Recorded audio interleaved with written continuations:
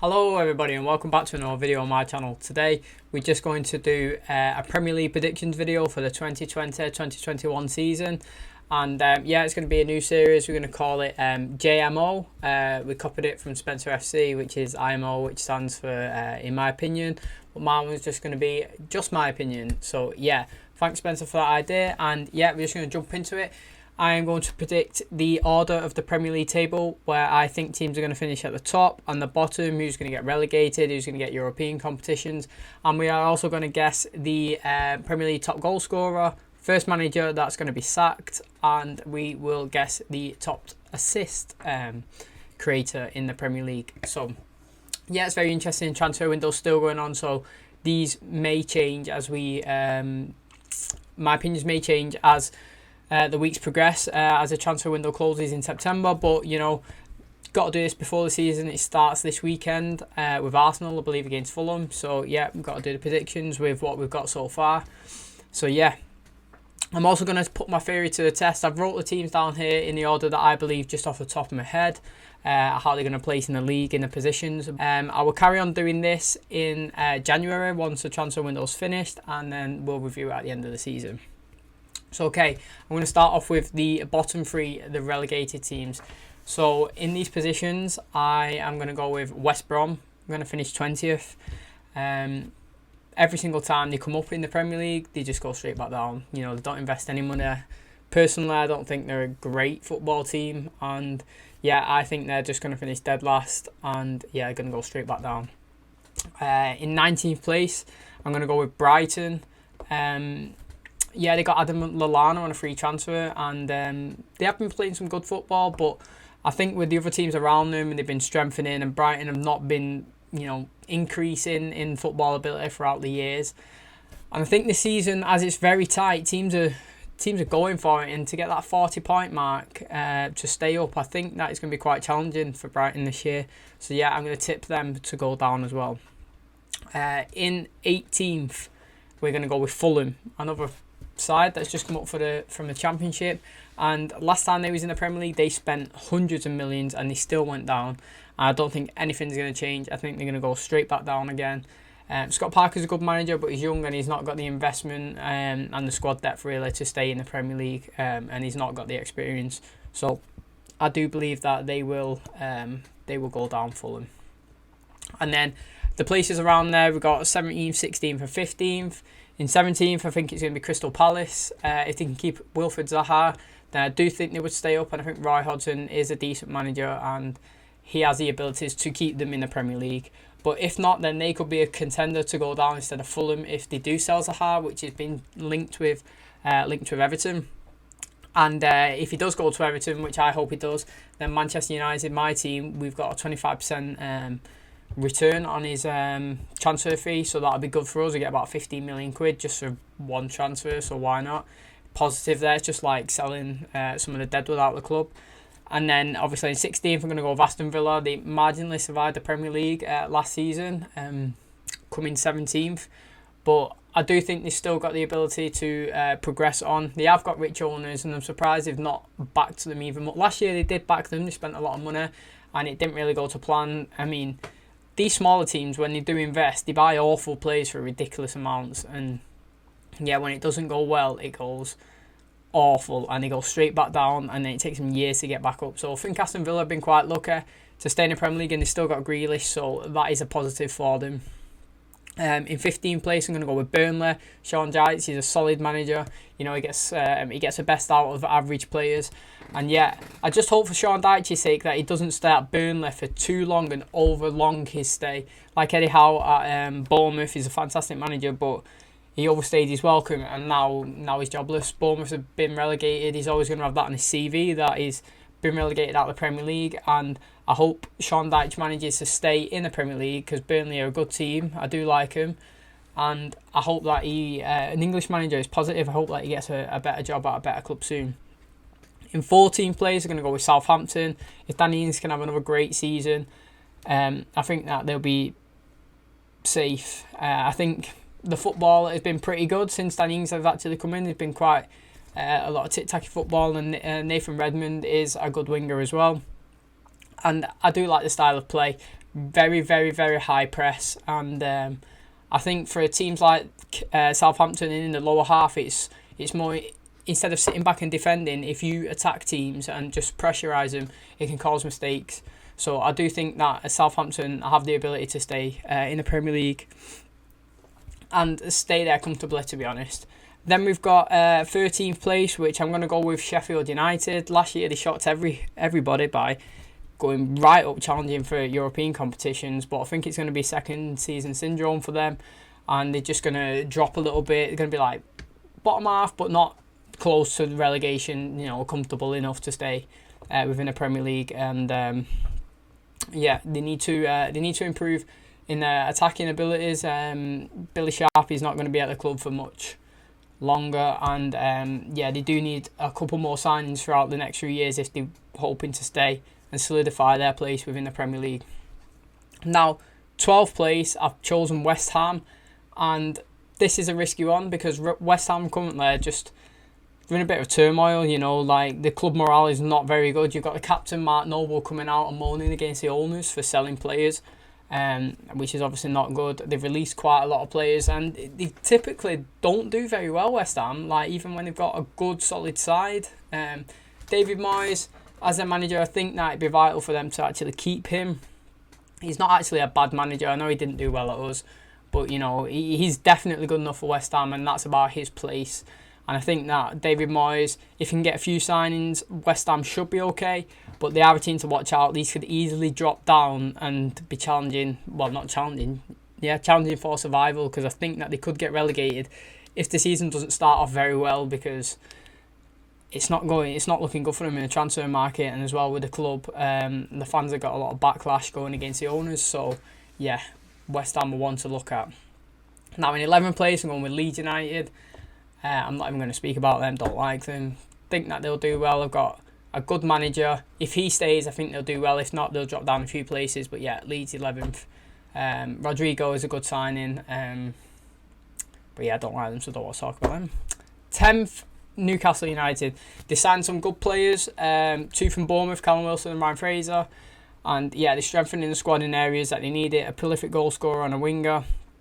I think Steve Bruce is actually okay. I mean, he doesn't play great football, but towards the back end of the season last year, Newcastle was playing some good stuff, and I do believe that with a couple more signings, then they should be challenging for the top half of the Premier League. Next, we have Wolves. I've predicted in 9th place. Now, Wolves had a great season last year, and they was challenging for European football. Or Champions League football, and I think that they are going to drop down into 9th place, which will not gain them European competition for the season after. And they signed some good players from Portuguese again, so they're actually going for the Portuguese full starting 11. But yeah, the manager seems to know what he's doing. The squad gels well, and they do play some good attacking football. Following Wolves dropping down into 9th place, I've got Leicester finishing in 8th. Quite surprising, but again, they are in European competition. And I think that for them pushing the Europa League, it's going to affect their Premier League position. And they've also lost Ben Chilwell at left back. And I think that it is going to take a toll on Wolves and Leicester. And I think if they focus on European trophies, and as well as the Carabao Cup and the FA Cup, that the Premier League will take its toll, and it will drop a few positions. Now, in 7th place, I've got Everton. Now, these could actually finish a lot higher, and they're doing some good business in the market. They've just signed James Rodriguez, and they've signed Decore as well from Watford. And James Rodriguez is a fantastic signing. He's great for them. He's probably the best signing, or one of the best signings that they've probably ever done, to be honest. I mean, it's a shock that he's gone from Real Madrid and Bayern Munich to Everton, but you can see the good stuff that Carlo Ancelotti's doing there. He's a fantastic manager, and he's proven winner wherever he's gone.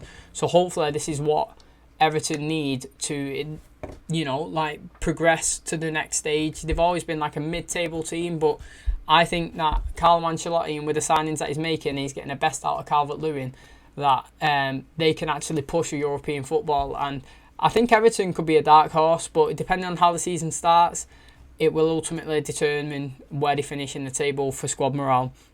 But I think if they kick off well, they could definitely get European football. So, in 6th place, we have got Tottenham. Now, Tottenham finishing outside the top four again would be shocking, especially for Jose Mourinho. But I think that the other teams above them have strengthened. They've strengthened too well. I mean, Tottenham have bought a right back in Matt Doherty, and I mean he's good, but Serge Aurier wasn't too bad. It's not as if like they've strengthened a position that was a massive weakness in to them. They've got Højbjerg from Southampton again, which is a good sign in the centre mid, but it's not exactly a position that he's going to just dive straight into the team and make a massive impact. I do think that Spurs need a backup striker if Harry Kane gets injured again. And especially with Corona as well, going like as if that's going around and people do get it, you're gonna have to quarantine for 2 weeks, and therefore, you know, it could affect many teams. But I do think that Tottenham, they don't invest very much, and I think that they do need to get another striker in, possibly another centre back. They've lost Vertonghen, and yeah, they've not really strengthened. So in this current position before the Premier League has started, I'm going to put Tottenham in 6th place. Now in the 5th spot is Arsenal. Mikel Arteta has already won 2 trophies, if you see it that way. He's won the FA Cup and the Community Shield, and Arsenal are playing some good football. They're passing out from the back, they're doing Pep Guardiola style stuff. I can already see the improvements. Arsenal signed 2 young new centre-backs, which I do think is a weakness in their team, and this may help kickstart them into a new era of players coming through. You got Sacco as well, you got Willock, you got the 2 centre-backs coming in, and I think that it's positive times for Arsenal. If I was an Arsenal fan, you got Pepe as well. Aubameyang, I think he's signing a new contract, and you might keep hold of Lacazette. If everyone can stay fit, Arsenal can push for the top 4. But I do think that this season, the top 4 are just far superior than the teams below, and they've strengthened. And I do think that this year alone, that Arsenal will just miss out on the top 4. So we have left the Champions League places, and in 4th spot we have Manchester United. I believe we will finish 4th. As of right now, we've not signed Jadon Sancho. We have only signed Van der Beek, and my predictions will change. If we don't sign Jadon Sancho, I think United will finish outside the top 4. I really do. I think that we desperately need rotation up in the top, because we play 3 strikers. We have Marcus Rashford, Martial, and we have Greenwood on the right. And not every single one of them are consistent every game. You saw at the back end of last season, Marcus Rashford was awful after the corona and the season restarted, and we had no one to sub on. Like, you look to the bench, and if you got Andres Pereira, Juan Mata, you got Jesse Lingard, you got Dan James, you know, not first team quality, and that's nothing against them, but we need starters. So when you're looking at there, if Martial's got a little bit of a knock, who's coming in? Ighalo. If Martial got injured, for example, we have Ighalo. Now, do you want Ighalo playing all your Premier League games and as your starting striker? I don't. I'm not saying he's not good when he plays. I do like his movement, but I won't want him starting multiple games in a row. And then if one of our wingers gets injured, if Marcus Rashford gets injured, who have we actually got? Jesse Lingard to start every game? Or we've got Dan James, you know. Dan James, you've seen, he played well at the start of last season, but too many games, he burnt out. And yeah, where was he at the end of the season? Just benched every single game because he was just inconsistent. And I hope that Dan James, throughout this break after the season, that he's been practicing his crossing, because he would be a great winger if he could whip the ball in, which he can't currently. So I hope he's been practicing. Mason Greenwood had an amazing season last year, and I think that he can kick on to great things, but we do need another striker. And if we don't get Jadon Sancho, I think it's going to be really, really bad season for United. I just can't think of anything but Sancho right now. If it's not Sancho, I don't know who we're going to get. If we get Douglas Costa in on loan or Gareth Bale, it's just going to be a massive step down. So it makes me want to cry just thinking of not getting Sancho. But yeah, as of right now, I'm hoping United get Sancho. Talks positive, and I'm going to put us in 4th place. Now, in 3rd place, I'm going with Chelsea. Now, Chelsea have made some amazing signings, and I think that these could actually push into 2nd and actually challenge for the title. But with this many signings, it's not always easy for a squad to gel.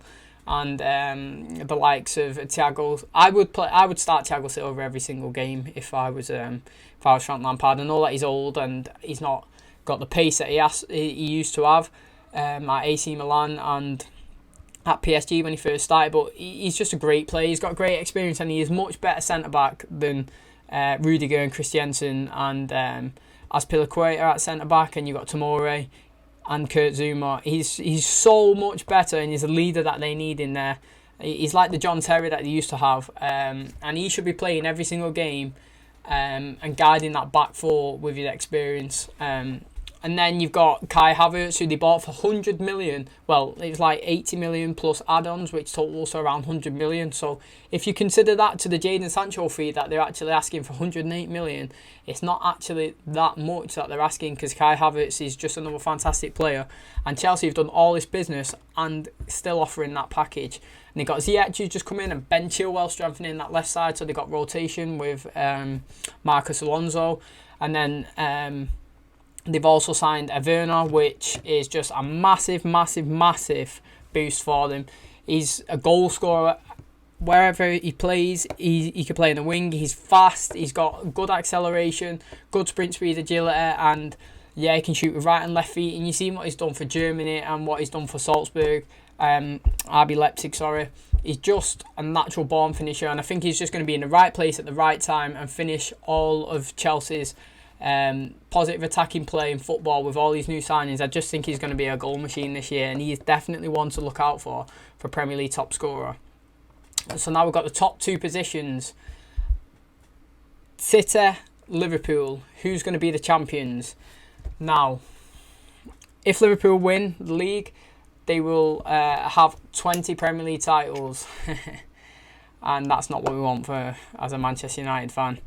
And my heart is going to tell me that the team finishing in second place is Manchester City, which means that Liverpool are going to win the league again, back to back, which I despise. I would definitely rather City win the Premier League, but I do think City will push Liverpool much more than they have done in the recent seasons, and I think the gap between the top three teams is going to be so close that any of them could actually become the Premier League champions. Liverpool have not really strengthened the squad. They brought in a few additional signs, like a wing back that they've got from the Championship. I think they brought them from Norwich, but they've refused to get a bid for Werner, and they're happy with the squad that they've got. I don't know if it's that they only seen it as they won the Champions League and they won the Premier League, and they don't need to really strengthen and spend money due to COVID.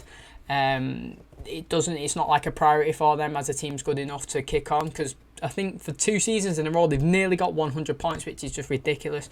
But Manchester City, they've lost David Silva, but Phil Foden's going to come in, and this is going to be a massive year for him. He's a great prospect for England. Every time he's played so far, he's been an amazing talent. They've got Torres that they've just bought for a winger position as well. And yeah, I do think that Manchester City will be pushing on this year and getting closer to Liverpool. I think that Liverpool will lose more games. You've seen towards the back end of the season, I know they wasn't trying much because the Premier League champions, but teams are strengthened now and they can attack Liverpool. And Van Dijk is a great centre-back, but if you put them under pressure, they're going to make mistakes. And I do think that the Premier League top is not going to they're not going to get nowhere near 100 points this year. I'm going to predict 89, 90 points, and City are going to be around there as well, challenging. So that is going to be my Premier League predictions. The top 4 is going to be Liverpool first, City second, Chelsea third, and United fourth. And the teams to get relegated are going to be Fulham, Brighton, and West Brom. Now, in a realistic world, I want Manchester United to be the champions, and I want Leeds, Liverpool, and City to get relegated and to never come back up and to just fold and disappear.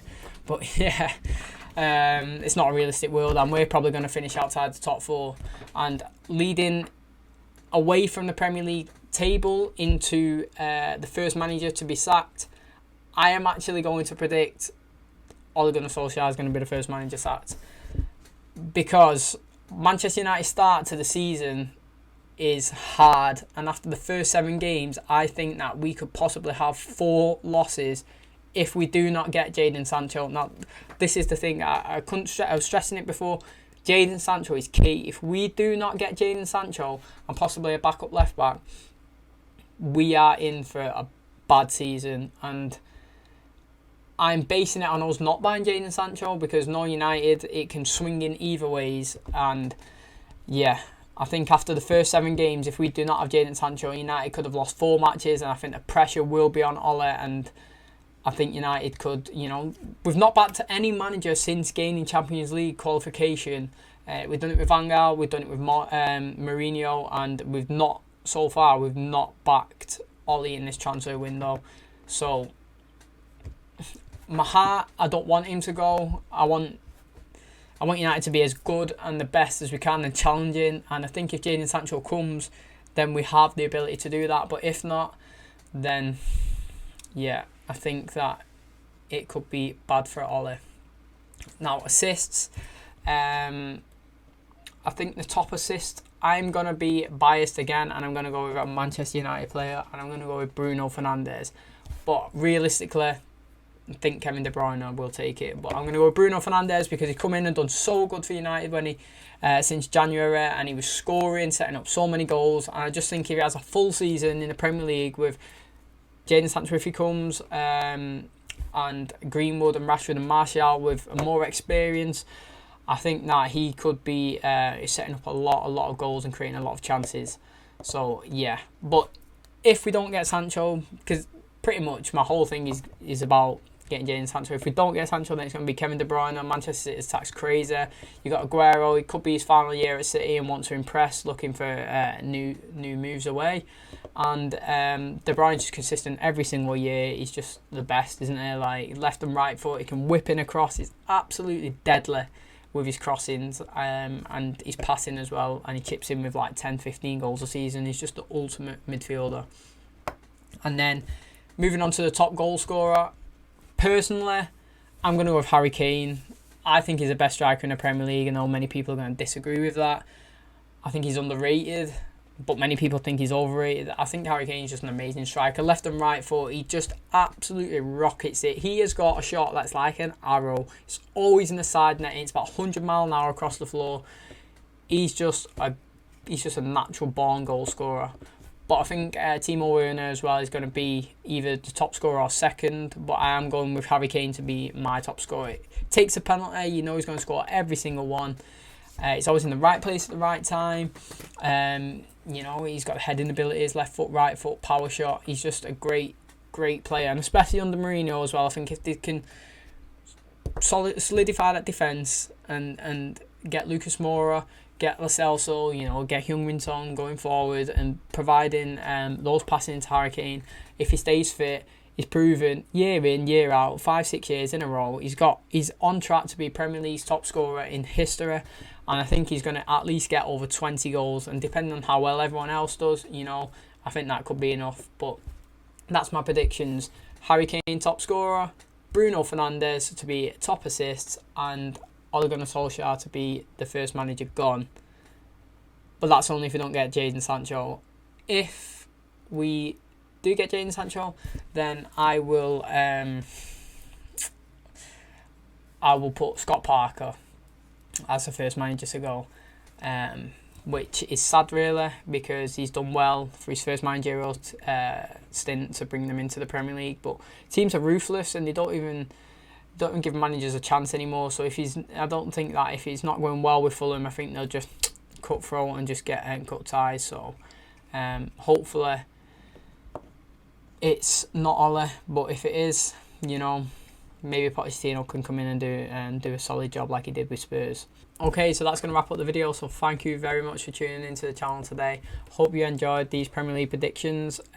Please let me know in the comments below what you believe is going to be the top 4 and who you believe is going to be the top scorer in the Premier League this season. It's going to be very close, and the transfer window is changing consistently. So, my opinion right now will possibly be different to my opinion when the transfer window closes. But as it stands, these are my predictions. I hope you guys have enjoyed it. Please do come back and watch other videos on my channel. Please support me, hit the like button and subscribe. And as always, I will catch you guys in the next one. Cheers, guys.